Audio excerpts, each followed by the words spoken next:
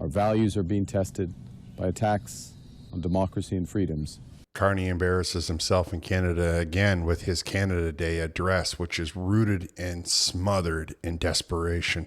Welcome back to the Canadian Shield. My name is Sterling.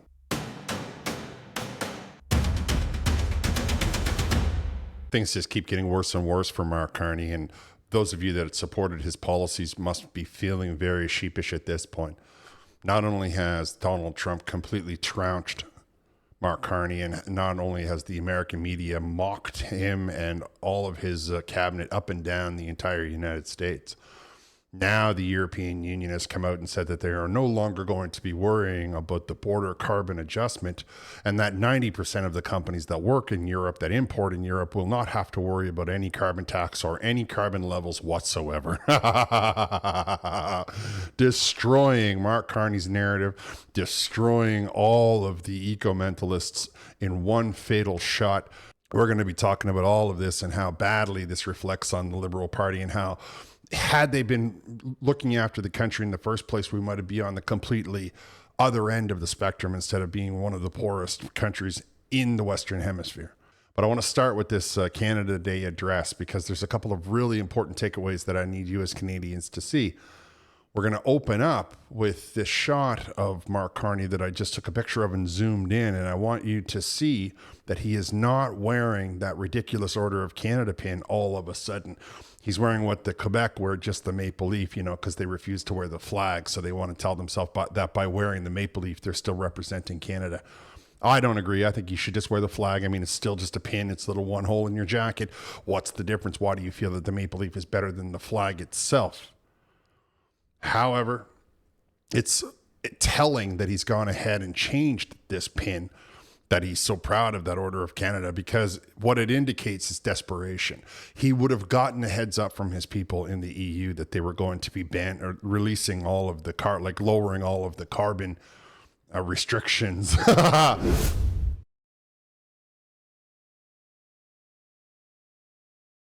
158 years ago, a few provinces bet on a big idea, that they'd be stronger together than they ever could be apart.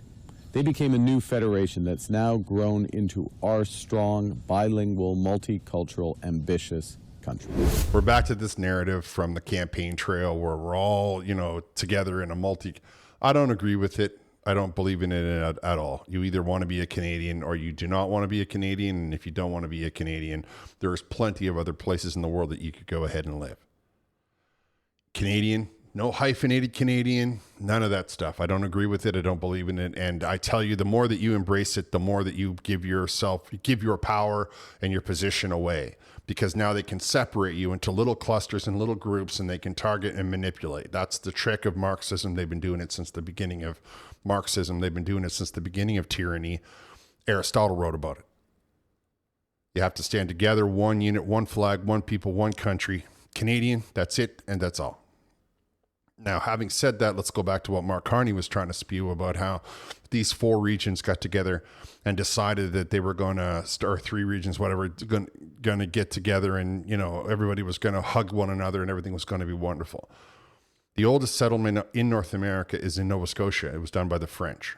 It was years ahead of the stuff they did in the United States. And it gets overlooked because of the American books and because it was a French settlement, not an English settlement. So it doesn't necessarily follow along the lines of the narrative that the crown from Britain is trying to push. However, they did settle it first. They settled it before they settled Quebec, and it's in Nova Scotia. Now, you ask yourself, well, how come it is that Nova Scotia didn't join then? Well, that happened in 1605, and the United States became a country in 1776. What was Nova Scotia doing? What was New Brunswick doing? What was the Upper and Lower Canada doing? Well, they were being by themselves. They were being very independent. And I've always told anybody who's willing to listen, Canada was founded by people who didn't want to be Americans. That's why you see the word loyalist all over Southern Ontario and big sections of the other regions that I just mentioned, not Quebec. However, it's a little factor that everybody overlooks, right? In 1865, the American Civil War ended. And when it ended, they had a couple 100,000 guys with high technology weapons who are all used to marching and passing and coming out of the biggest battles in the history of the known world. The American Civil War was costing more lives per battle than entire countries had under arms completely. As four little independent regions that they had been since 1600s, all of a sudden they decided that now they're going to surrender all of that local power because they didn't want the Americans to come up and bite them piecemeal with this standing army that they have. Now, luckily for us, the Americans went west and, the rest, as they say, is history. But it wasn't this whole, everybody, let's get together. It was, holy moly, what are we going to do now? If we at least get together, we can maybe convince some of the Europeans to come over and help us as we are a unified country. We'll get recognition, blah, blah, blah, blah, blah. The way they still do it today. The world is changing. Old friendships are fraying. Our economy is being buffeted by a trade war we didn't start. Our values are being tested by attacks on democracy and freedoms that we must resist.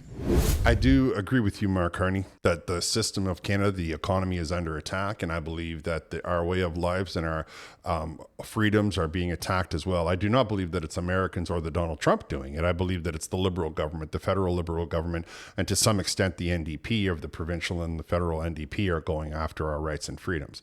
It's their far left policies and their narrow-minded tunnel vision that doesn't allow for them to see the problem of real people, of people that are living the everyday. It's their desire to have control over every aspect and every little part of your life, knowing full well that if they allow capitalism to flourish inside of Canada, then they will have to relinquish all kinds of controls. They will have to let go of all kinds of regulations. And when you hear the word regulation, you have to immediately attribute that to the word control, because that's what it is. No, you got to fill out these 155 pieces of paper. You got to have a highly paid person bring them to this office and file them and rubber stamp them and all the rest of it. And then we'll let you know what's going on in 2 years if you want to have a business. Meanwhile, you go down to the States, you can get the thing done in 15 days, and they're only going to charge you 15% income tax, corporate tax, for the entire kit and caboodle. And you know the difference between the Americans and the Canadians. So if we say to ourselves that if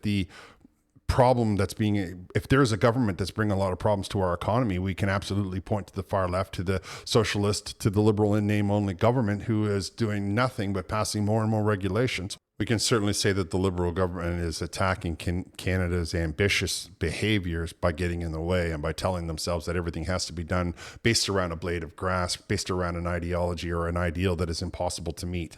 So impossible that even Europe is abandoning the process because everybody understands now on your side.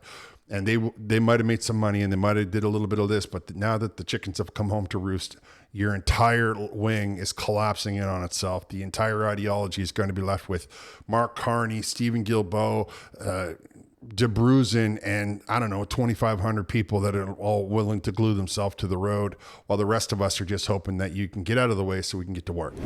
We will build one Canadian economy, connected by major projects, powered by Canadian energy, transformed by Canadian technology, and crafted by Canadian workers. Together, we're breaking down barriers across this country so you can buy Canadian everywhere.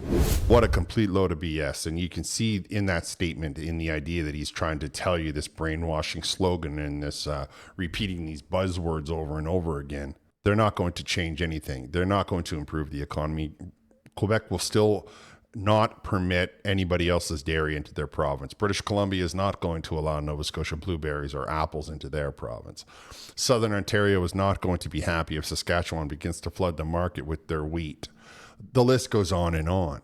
The problems that we had occurred because we have so many similar agricultural issues across the nation. And then you hear the only one that they'll agree on is, well, you can all start to sell each other's booze in each other's regions.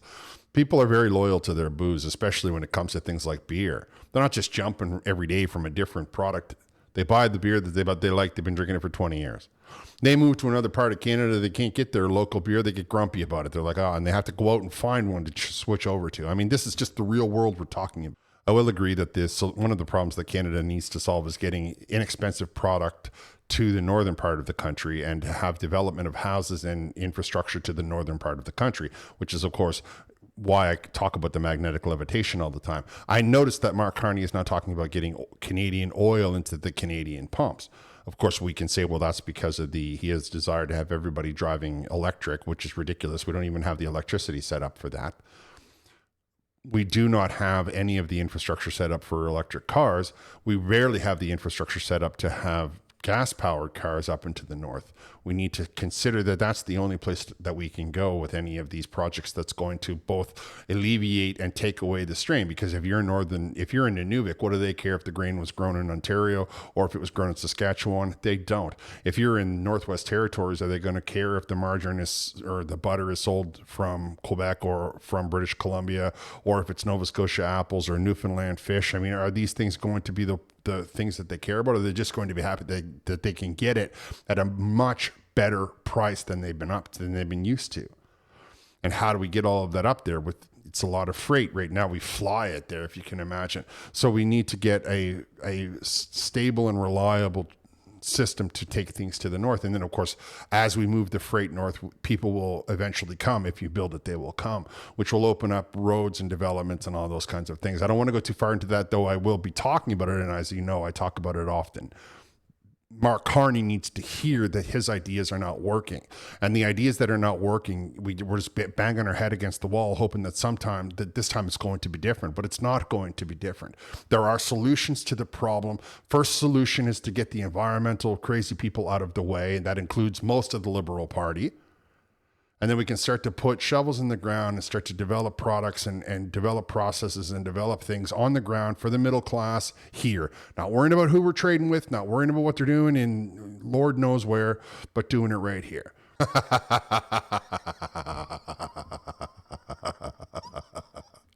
Oh, this news is so bad for the Liberal Party, especially for Mark Carney. You can't believe, you can't even imagine. How many times did Mark Carney stand up and say, no, it doesn't matter what Donald Trump's doing because I have an understanding. I have a relationship with people in Europe and they are going to be wanting our green steel. They're going to want it by the buttload. They are going to want it so bad that the American market will be choked out. The steel will not even be allowed to go into Europe. That's how confident I am that the Canadian steel is going to be the one with the deal. Then yesterday, the EU countries agreed to exempt most firms from carbon border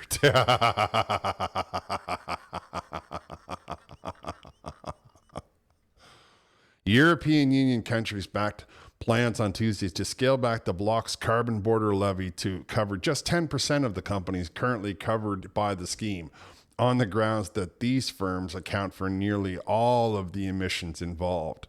Their approval makes it highly likely that the EU will exempt most of the 200,000 importers that had been due to face the world's first carbon border tariff next year. Now, I picked that up from Reuters. I'll leave these links in the description. There's a lot of cope coming out of the media, though. I'll be completely candid with you. Now, I picked this up from the Financial Times because it says a couple of things a little differently. The EU to exempt heavy industry from carbon tax on export. Heavy industry. So that's aluminum, cement, steel, automobiles. The entire thing that Trump wanted, the entire European Union has decided, you know what, Mr. Trump, you might be onto something, so we agree with you. And we're going to make it so that 90% of the companies that are importing things from your country will be exempt of the carbon tax. Does that make you happy? Can we please get back to the trade negotiations, and can you sign it before the 9th of July and then save all of us a lot of money? Because there are some boats that are traveling to New York right now from Europe that have some stuff in it that I need to get across the border without having a tariff. Sir, that's the problem, right? It only took one. Just imagine in your mind, it only took one. The whole world was like, oh, we're going to funnel it all up and the WTO is going to take over this and the World Bank, the Monetary Fund is going to take over all of that. And Trump said, no, everybody's going broke. People are not living a good life and you all can do whatever it is you want. But here inside of the United States, we're not going to be worrying about any of that environmental stuff. And as a matter of fact, we're going to be dealing with our own industry inside of our own country from now until somebody decides that they don't like that 50 or 100 years from now. And the entire far left narrative collapsed. It fell over like a domino, just knocked it right down. And as a result, this will destroy Mark Carney. Like he's somewhere right now sitting in a corner sucking his thumb. You know what I mean? Like there's no elbows up right now. He's probably like weeping into his cornflakes because this is it. This is the death knell to his entire approach.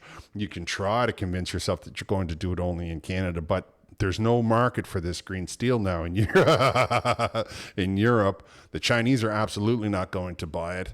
Don't think for 1 second that it's only the United States that the Europeans did this for. They also did it so they could buy some stuff out of India, who in the last 20 years has really changed their entire philosophy and are probably better suited to be in the G7 than Canada is.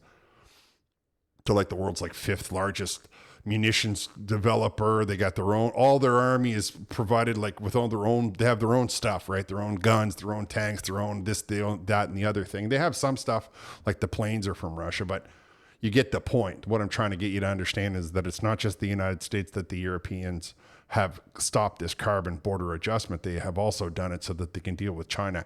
They did nothing about worrying about dealing with Canada. And we put all of these taxpayer dollars into nothing. It's wasted money because the far left ideology and their tunnel vision was worried more about pleasing a few oligarchs in Europe and making themselves very wealthy than worrying about the everyday average ordinary human being in Canada, the everyday average ordinary Canadian who just wants a job, a nice place to live, a decent bag of chips, and repeat. But they couldn't handle that. They couldn't stop that. They just couldn't control themselves. They had to target us. They had to try and make us live in tiny little cubicles and feed us crickets and all the rest of it. Anyway, let me get back to a couple of things that they said in this article that I want you to hear.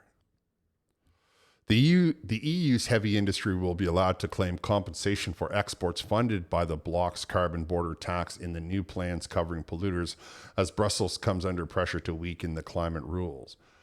That just means that they're all going to get big rebates for all of the carbon pricing that they have paid up to now. They're going to get that money back somehow, some way. The European Commission will propose on Wednesday that sectors such as steel, cement, aluminum should be exempt from paying for the carbon for their exports to level the playing field with foreign competitors, according to 2 EU officials involved in the talks. The proposal comes amid heated debate over the ability of the EU to meet its climate targets against the backdrop of the global trade war and a rapid shift of priorities towards defense and economic competitiveness.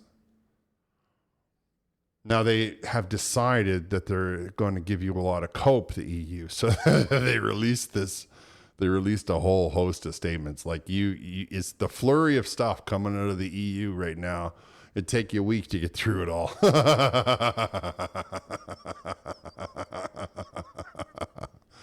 And I laugh at them. I laugh out loud, right at them. If they were here, I would point and laugh, because you started out with an intent to harm people, and you wouldn't listen to them. You said, "I got your vote, and I don't need anything else from you anymore."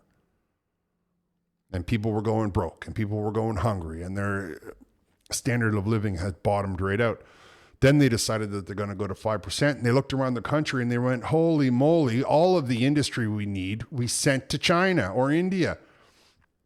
Before I go to the release from the European Union, the COPE, I just had to show you this one more from ESG Today. There's an entire website called ESG Today. I bet you they're worried about their jobs, aren't they?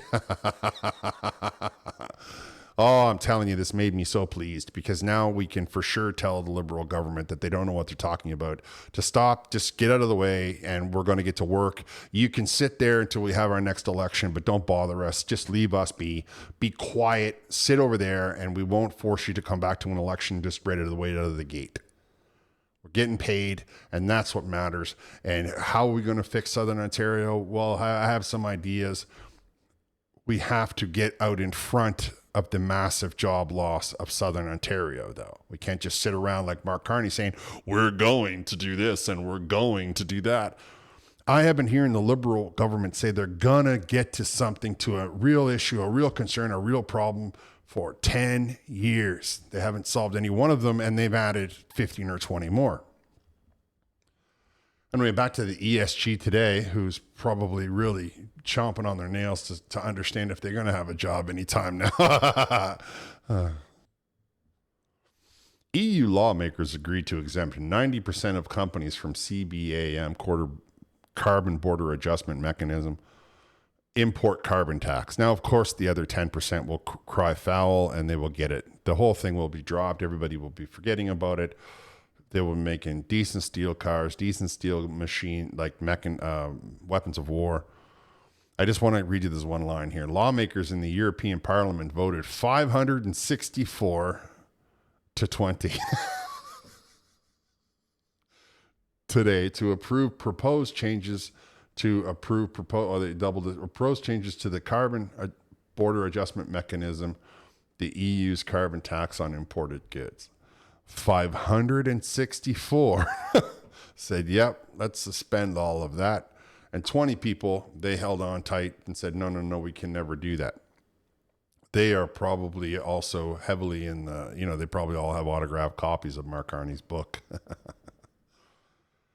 564 to 20 it's a blowout. It's not even close.